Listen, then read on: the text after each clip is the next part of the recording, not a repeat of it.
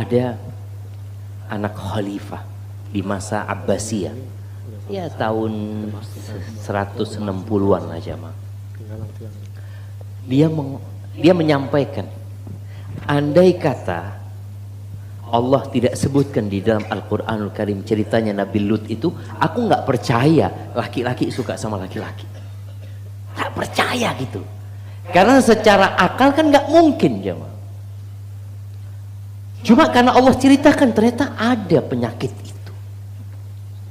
Bagaimana Allah mengatakan atatuna rijala syahwatan min dunin nisa. Gimana kalian ini mendatangi laki-laki dan meninggalkan perempuan? Mendatangi laki-laki dengan syahwat. Na'udzubillah min dzalik. Baik. Bagaimana cara mengobatin penyakit itu? Tidak ada satu penyakit kecuali ada obatnya. Engkau harus yakin. Pernah ana nyuruh seorang konsultasi sama psikiater. Seorang istri mengatakan, Ustadz, ana menikah sama suami ana nggak pernah digaulin sama suami ana. Ternyata suami ana ada kelainan.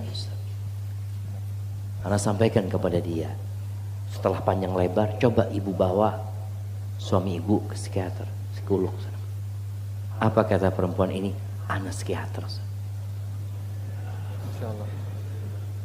Udah. Ini kalau kita bicara hidayah. Makanya kenapa jalan pertamanya minta sama Allah. Alhamdulillah dia bertanya menunjukkan dia punya keinginan berubah. Allah mengatakan innaka la tahdi man ahbabta. Engkau tidak akan dapat memberikan hidayah kepada orang yang kau cintai. Nabi ingin pamannya dapat hidayah. Abu Thalib itu kepingin dia itu masuk Islam. Tapi kata Allah innaka la tahdi man ahbabta walakinna Allah yahdi man yasha. Akan tetapi Allah lah yang memberikan hidayah kepada siapa yang Allah kehendaki. Wa huwa a'lamu bil muhtadin. Allah lebih tahu siapa yang pantas mendapatkan hidayah. Maka sekarang bagaimana kondisi teman-teman kita yang sakit ini berusaha untuk menjemput hidayah, memperbaiki jiwanya. Dia berbaik sangka sama Allah Azza wa Jalla. Dia hindari semua hal yang menyebabkan dia kembali ke masa lalu dia. Ada juga cerita seorang istri mengatakan, Ustaz, anak punya suami ini Ustaz.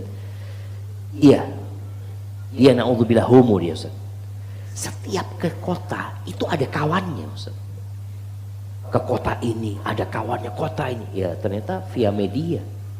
Jadi sudah ada jaringan itu. Maka buat dia harus dia putus semuanya. Dia putus. Dia kemudian ganti lingkungan yang baik. Yang ketiga nikah dia. Kalau bicara takut tidak bisa mencintai yang dia nikahi, minta sama Allah Azza wa Jalla. Allah yang membuat kita cinta, Allah yang membuat kita benci. Pernah ada satu orang namanya Thumamah bin Athal, seorang sahabat. Dia mengatakan setelah dia masuk Islam, dia mengatakan, wallah demi Allah tidak ada wajah yang lebih aku benci daripada wajah. Dan sekarang wajahmu menjadi wajah yang paling aku cintai.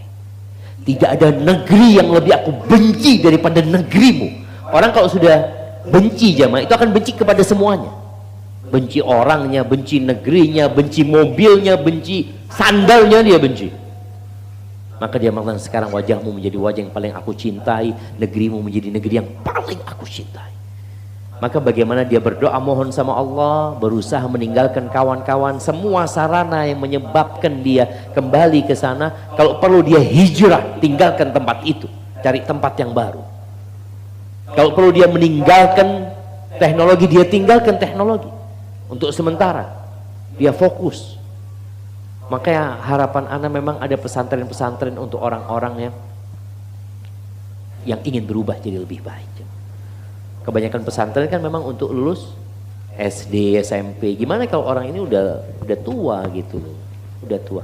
Maka nasihat ana, engkau perbaiki dirimu dulu, dekatkan diri kepada Allah, ganti lingkunganmu, kemudian kau menikah. Dan ketika engkau menikah, engkau sampaikan kepada calon istri, engkau punya masalah, supaya istrimu menjadi kawanmu untuk menuju ke surga Allah SWT. Dia tahu suaminya punya masalah, dan hendak berubah. Tapi kalau kau nggak ngasih tahu, kadangkala akan jadi keributan di rumah tangga nantinya. Tapi kalau udah dikasih tahu lebih dulu, ya insya Allah dia akan ridha dengan apa yang ada pada diri. Hadza wallahu a'lam. Tapi Ustaz, misalkan kayak Anda gitu, Anda juga pernah punya teman yang seperti itu Ustaz.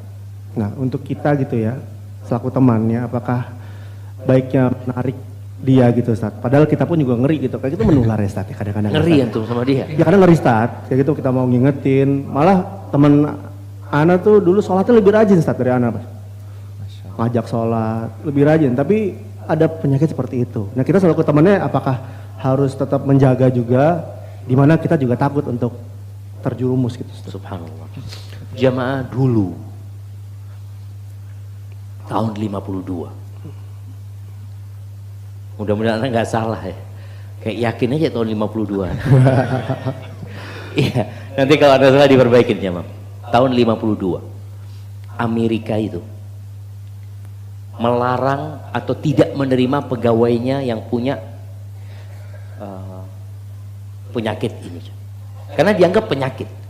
Jadi untuk daftar pegawai negeri itu dites sama mereka. Kalau punya kecenderungan yang nggak normal, nggak diterima. Perusahaan-perusahaan besar di Amerika juga memperlakukan hal itu. Tapi setelah 50 tahun kemudian berubah. Mereka berusaha, mereka gerilya. Sekarang perusahaan-perusahaan besar ya, Google apa ini itu, mereka marah kepada orang yang menganggap LGBT penyakit. Marah banget mereka. Antum kalau bikin konten yang isinya nasihat buat mereka, mungkin dihapus sama mereka. Tapi alhamdulillah negeri kita, di negeri kita jemaah, makanya antum harus berdoa jemaah. Mereka ada di negeri kita dan mereka sedang gerilya. Mereka berusaha dengan harta dan dukungan dari negara-negara besar jemaah, agar mereka legal, agar laki-laki bisa nikah sama laki-laki. Allahu Akbar jemaah. Antum gimana kalau melihat berduaan laki-laki? Ya Allah, lemes gitu jemaah. Keker sama keker lagi Ustaz ya. Gimana? Keker sama keker gitu. Allah. Aduh ngeri. Ustaz jangan sampai ya. Jadi keker sama keker gitu. Iya Ustaz. Ada juga Ustaz kayak gitu Ustaz. Keker sama keker. Ketemu antum. Aduh. Iya Ustaz. Kita lihat Ustaz sama Ustaz. Iya. Bagaimana sikap kita menghadapi teman yang seperti ini? Yang pertama, tetap kita menghargai dia sebagai saudara kita sesama muslim. Dia sakit, kita doain supaya sembuh. Dia sakit, kita obatin. Bukan sekedar doa, kita obatin. Kemudian bagaimana ada orang yang sakit itu nggak boleh kumpul sama orang sakit. Bukan sama orang sehat ya. Kayak kemarin COVID, kenapa ada karantina ini itu. Kadang-kala ada kawan-kawan kita yang perlu dikarantina. Karantina bagaimana dia menjadi benar. Ketika anak di pesantren, ada orang kayak gitu. Ada.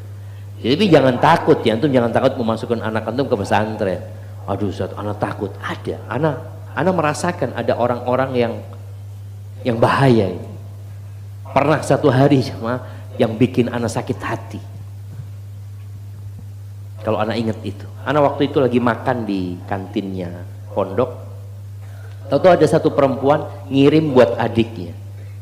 Ngirim makanan buat adiknya. Dia ngelihat anak, dia tanya sama adiknya ini. Min, siapa itu Min? Kata dia. Namanya Amin. Siapa itu? Oh, Syafiq kata dia dari Jember. Oh, kok cantik dia ya? Oh. Itu hati anak jemaah. Itu benar-benar ada orang-orang yang bahaya gitu. Dikirimin makanan juga Ustaz. Dikira dikirim makanan juga Ustaz. Ya akhirnya tadi anak-anak itu ya mau tidak mau ya harus dibekalin ya. Karena memang penyakit itu sekarang semakin menjadi-jadi gitu. Jadi jangan kita jauhin juga ya Ustaz ya. Jangan dijauhin, tetap tadi bagaimana kita mendoakan, doa penting jam. Antum doakan bi dhahril ghaib. Ketika dia nggak ada, sholat, ya Allah, anak punya kawan, ya Allah, kesian dia, ya Allah, berikan hidayah kepada dia, selamatkan dia. Kita nih kadang-kadang nggak pernah doain kawan kita, cuma doain kalau ketemu. Ya Allah, mudah-mudahan Allah kasih hidayah buat antum. Setelah Dan itu kan omongan kadang-kadang basa-basi aja kita doakan. Kemudian tadi ada usaha dan bagaimana kita berusaha untuk mengkondisikan dia. Barakallahu fikum.